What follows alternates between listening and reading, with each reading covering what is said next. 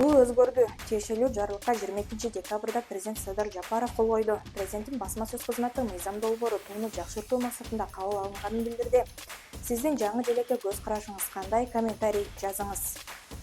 Министрлер кабинетинин төрагасы Акылбек Жапаров электр энергиясына болгон тарифтер өзгөрүп, байлар байлардай төлөп башташы керек деп айтты. Сиздин буга пикириңиз кандай? Комментарийге калтырыңыз.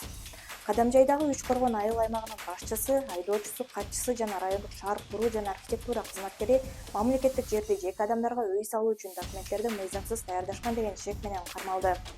Опера жана балет театрынын директору Алмазбек Истембаев үй камагына чыгарылды. Ага театрга таандык мүктү узак убакытта ижарага берүү келишимин түзүүдө кызмат абалын кыянат менен пайдаланган деген айып тагылып, 1 декабрда камакка алынган.